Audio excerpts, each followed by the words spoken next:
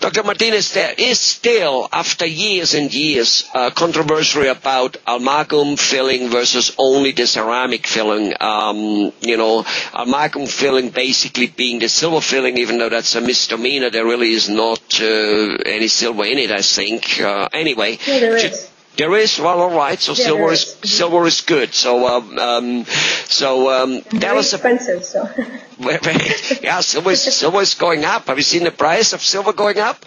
You know. So it's a good investment. It's a shame I don't have any of those old silver fillings anymore. I could pull them out now and give them to you as payment, right? You keep the tooth I don't know the silver fillings you would have had, because it's like anything in dentistry or technology. It has been improving over the years, and the amount of silver being put in the amalgam itself. Amalgam, the word itself, it's a mixture of different things in it. There's copper, there's a whole bunch of metals in it. But so the quantity of silver in the fillings that we have now, the silver fillings, the amalgams is higher.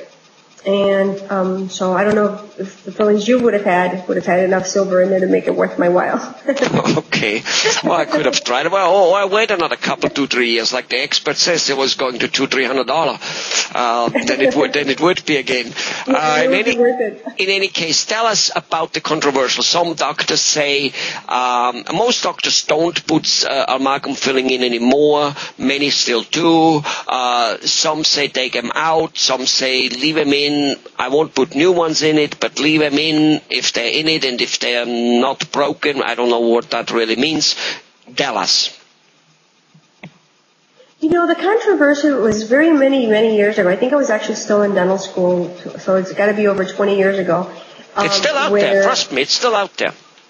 People still question. And I hear it all the time. I hear it all the time from people where it's more of like a health kind of issue. They talk about it when they go to their chiropractor or their naturopath or that sort of thing, where that's where it's being talked about more, because people, I believe it was a fact that, or they thought that it was causing some sort of muscle problems but you know what? I don't think anything was really ever proven. The study that was done when it started this whole controversy was done on, it was actually about the mercury release while chewing.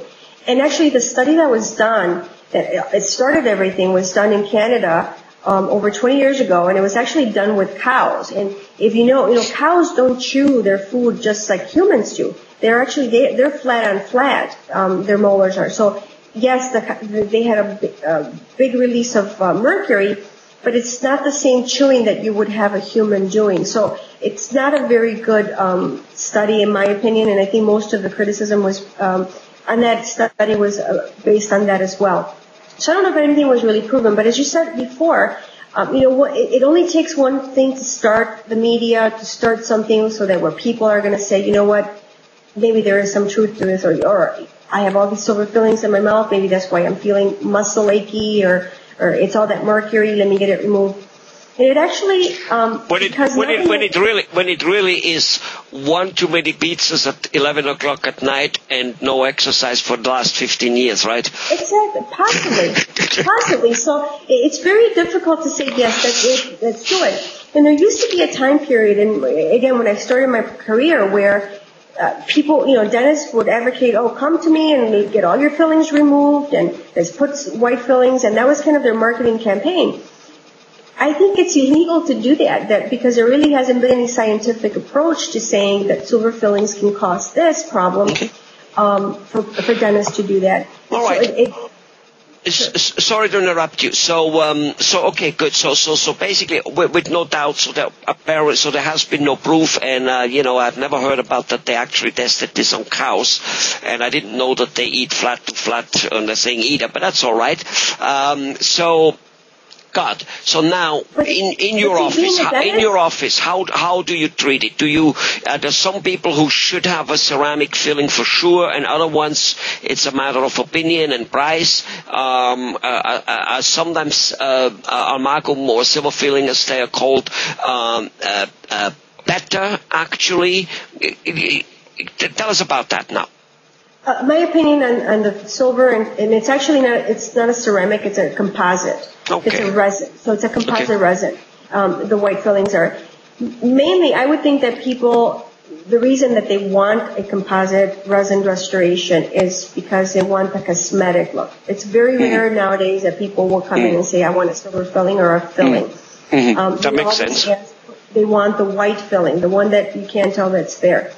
And in my office, I still use amalgam, but I would say the majority of time, maybe 80% versus 20%, I would use the white filling.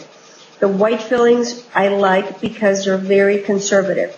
Meaning, if you have a small cavity, you can just go and drill out the small little cavity, and fill that little hole because the composite is retained onto a tooth chemically.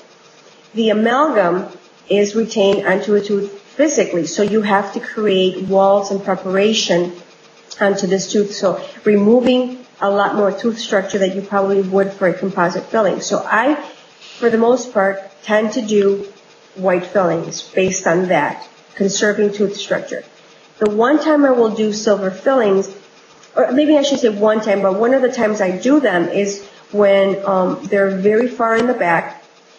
Silver fillings are a lot more forgiving to bacteria. If you leave bacteria on them for any period of time, they will not break down as fast as a composite filling will. Interesting. So if I have a patient who typically does not take care of their teeth like they should, or has a trouble brushing, or it's a young kid that has a huge filling that needs to be done, and I know that he's usually, every 6 months he comes in, he has cavities everywhere, I will opt for doing a silver filling, again, because it's more forgiving.